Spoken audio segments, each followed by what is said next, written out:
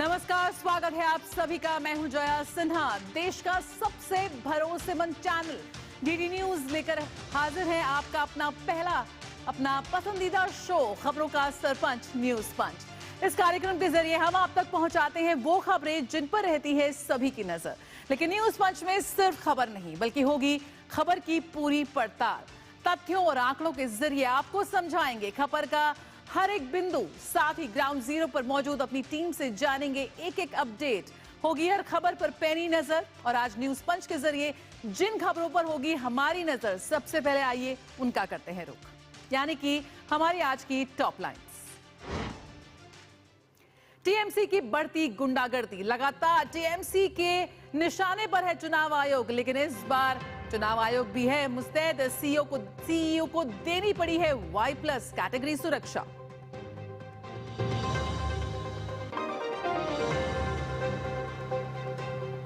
Make in India का impact. Mobile manufacturing hub बना India, यानी कि हर दूसरे मोबाइल पर अब लिखा हुआ है मेड इन इंडिया, यानी कि मेड इन इंडिया की बड़ी छलांग। आज भारत में सिर्फ मेड इन इंडिया नहीं, बल्कि मेड फॉर द वर्ल्ड का भी है जलवा।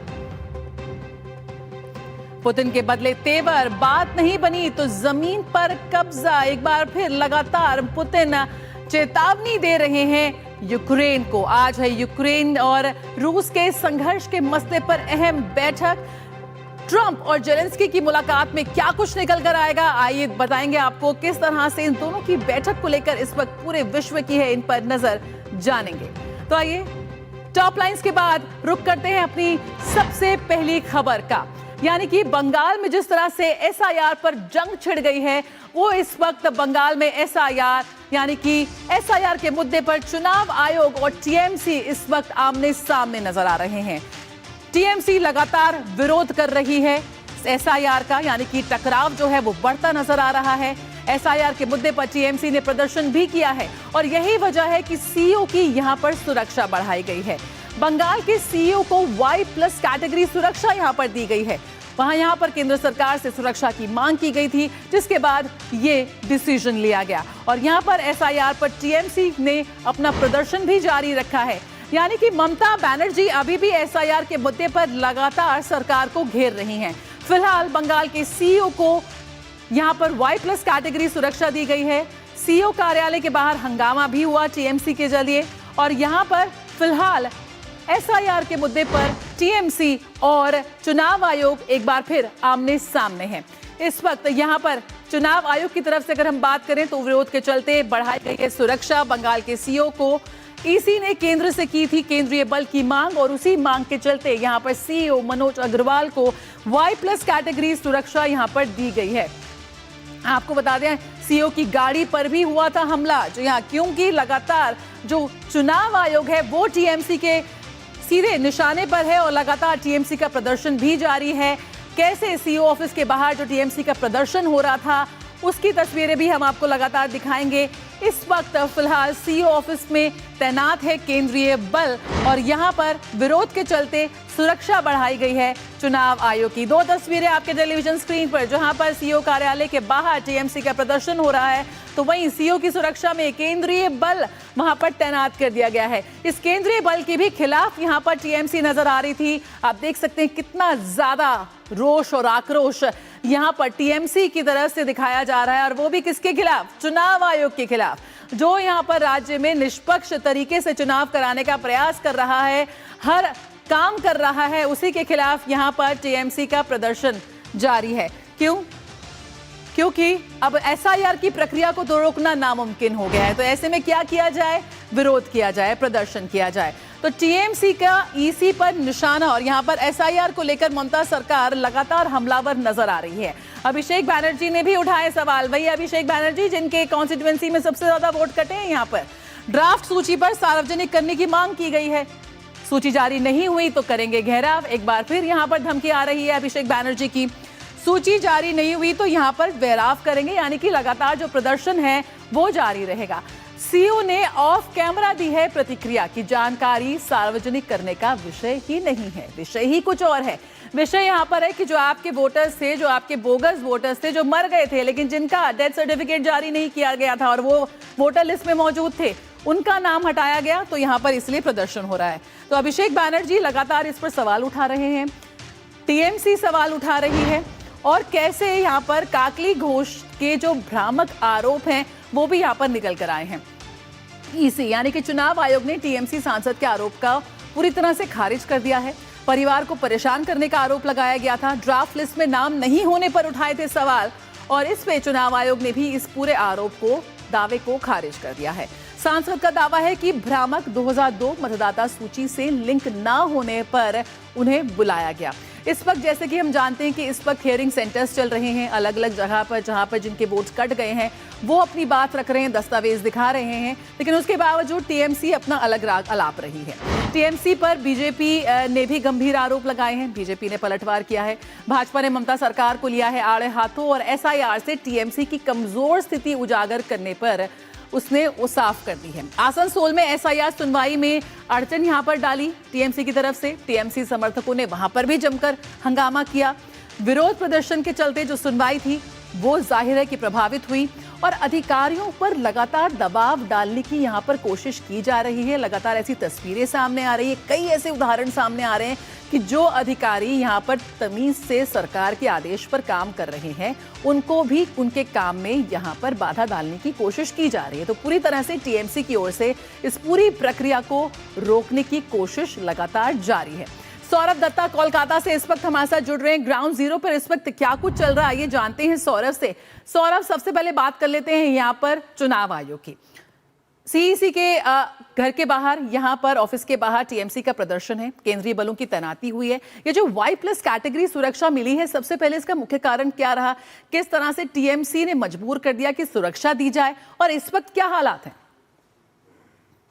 देखिए, पिछले 1 महीने से भी ज्यादा समय लेकर वहां पे जो सीओ ऑफिस है, सीओ ऑफिस के बाहर टीएमसी समर्थक लगातार विरोध प्रदर्शन कर रहे हैं। कभी मतदाता सूची को लेकर, तो कभी ड्राफ्ट लिस्ट रोल जो पब्लिश हुआ उसके लेके, कभी बीएलओ के ऊपर दबाव बढ़ रहा है, बीएलओ को नए नए ऑप्शन दिए जा रहे हैं, नए नए काम दिए जा रहे हैं, इसको लेके वो लगातार विरोध वहां पे दिखा रहे थे। और शायद ऐसा पहला कोई सीओ है जिनको Y+ कैटेगरी केंद्र को देना पड़ा।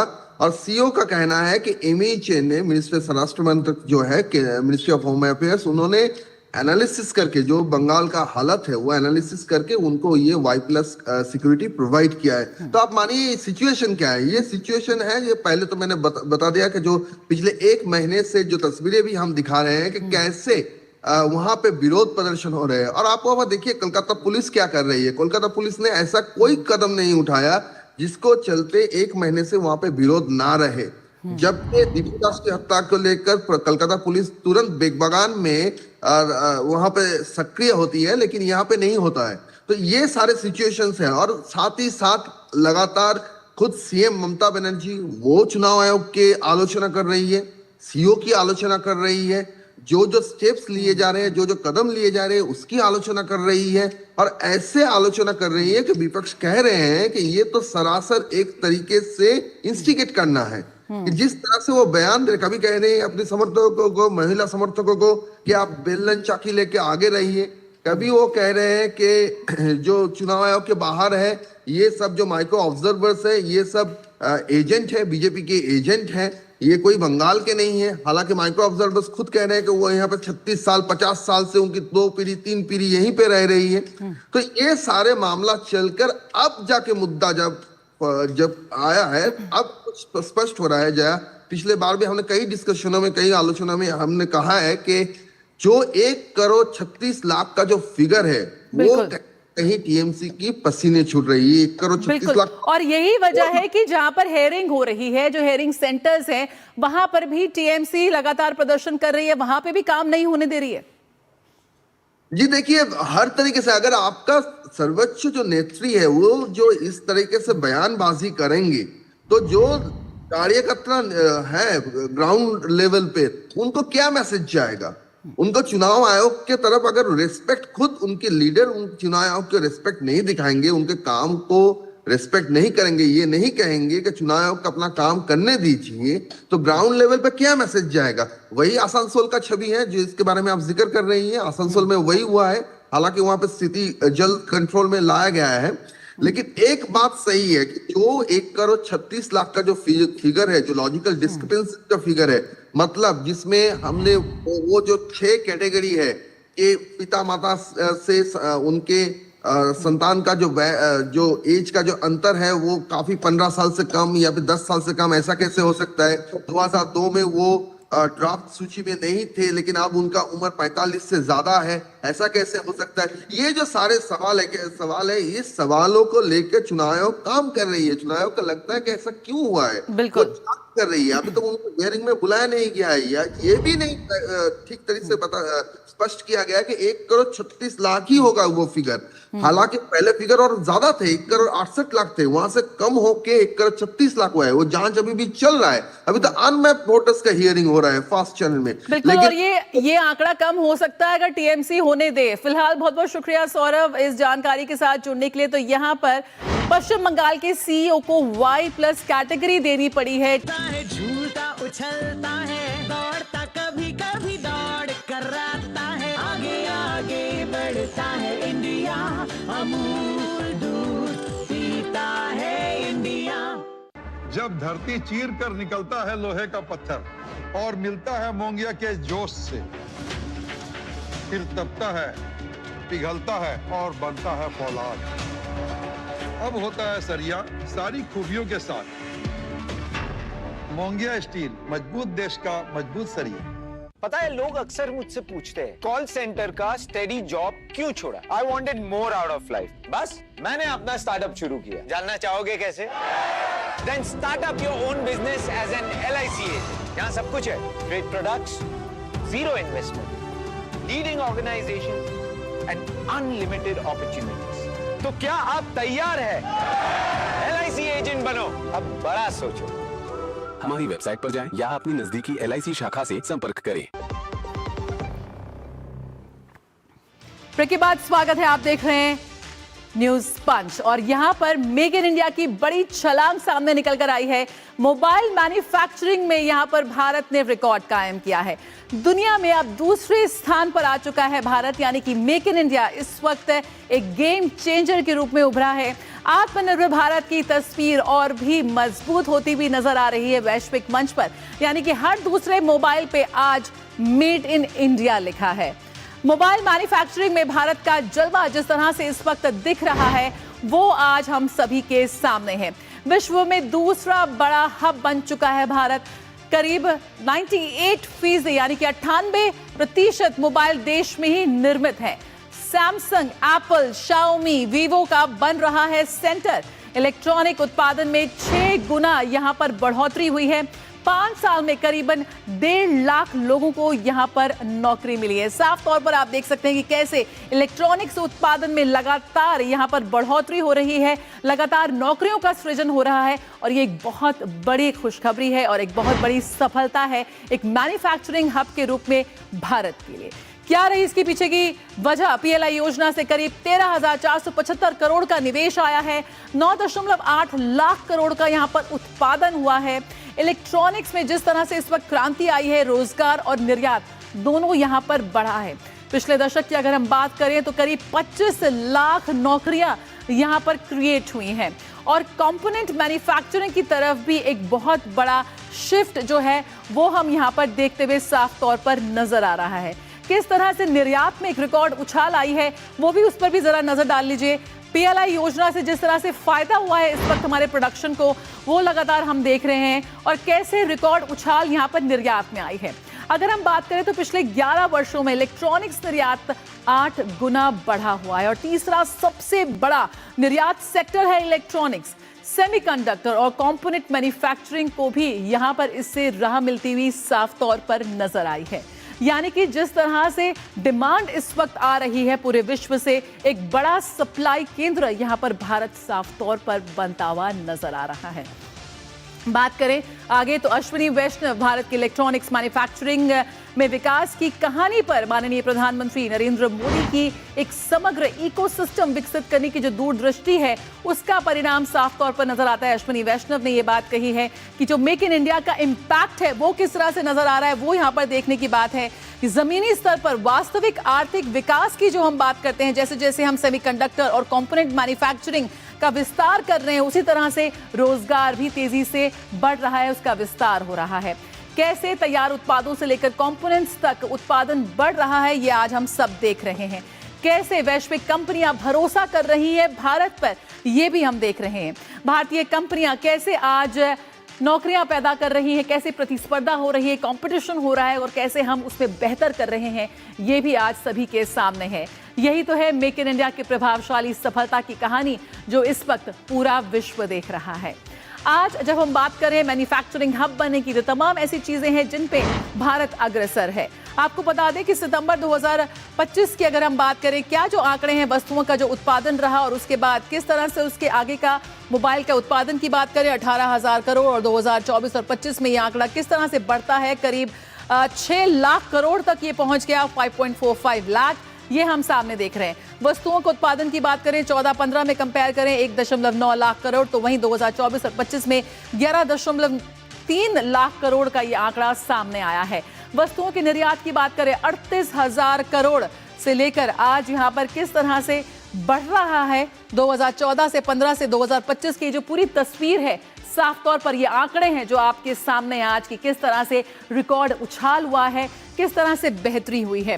मोबाइल के अगर हम निर्यात की बात करें तो 15,000 करोड़ का था वो आंकड़ा, और आज ये निर्यात का आंकड़ा 2 लाख करोड़ तक पहुंच चुका है। एक बहुत बड़ी उछाल है यहां पर आया है। मोबाइल फोन आयात 75% था, जो आज कितना कम हुआ है हम देख सकते हैं। यानी कि आज हम ज्यादा इंपोर्ट करने की बजाय एक्सपोर्ट कर रहे हैं।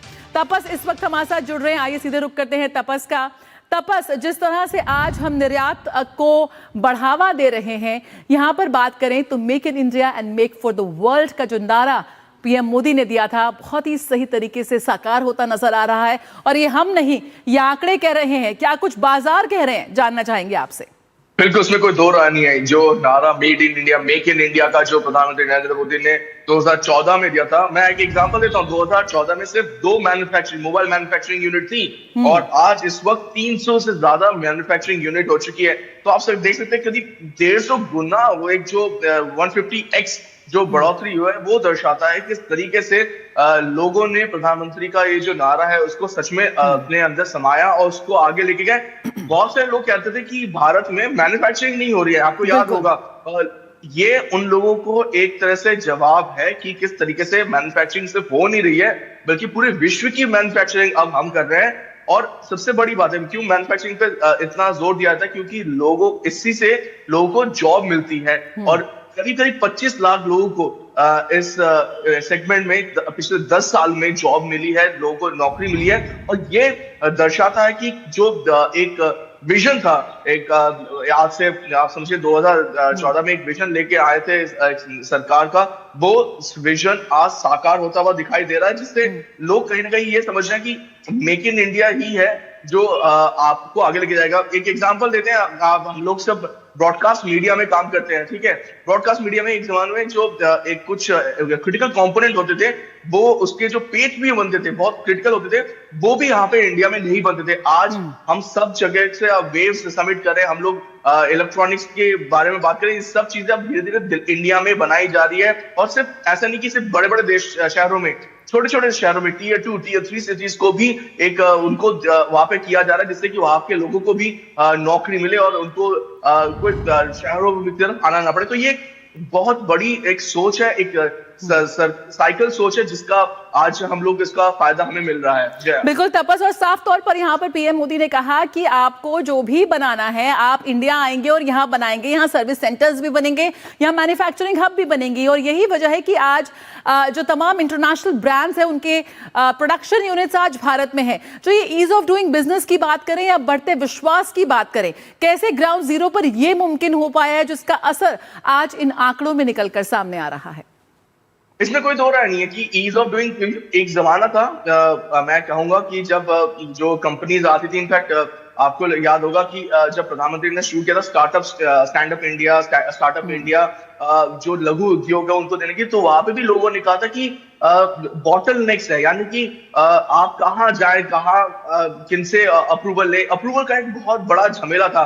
तो ये पूरा झमेला हटाया गया। इसलिए जो लोग थे उनको हटाया गया, सहूलियत दी गई कि एक साथ ही एक ही सिस्टम में आप अपने डॉक्यूमेंट डालिए, एक ही बारी में आपको क्लियरेंस मिल जाएगी। और प्रधानमंत्री नरेंद्र मोदी का जो विजन था कि हम लोग एक इंक्लूसिव ग्रोथ लेके चले। देखिए सब ये अहम होता है कि आप किस तरीके से कुछ लोग ज्यादा बढ़ रहे हैं, किस लोगों के पास नहीं है, वो नहीं, एक सबका साथ सबका विकास जो एक्चुअली मोटो है उसको लेके जाना, वो अपने आप में दर्शाता है कि कितना अहम है।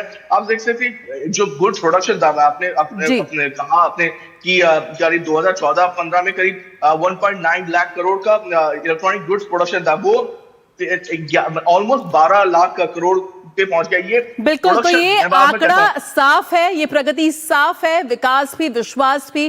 बहुत बहुत शुक्रिया तापस फिलहाल इस जानकारी के साथ जुड़ने के लिए। तो आज भारत मैन्युफैक्चरिंग हब बन रहा है और यही वजह है कि नौकरियों का सृजन हो रहा है, बहुत ज्यादा युवाओं को रोजगार मिल रहा है और ये तो बस एक शुरुआत है। ये जो ग्राफ है वो लगातार आगे बढ़ता जाएगा। न्यूज पंच में फिलहाल इतना ही। खबरों से जुड़े रहिए डीडी न्यूज के साथ। फिलहाल मुझे मेरी पूरी टीम को दीजिए इजाजत। नमस्कार।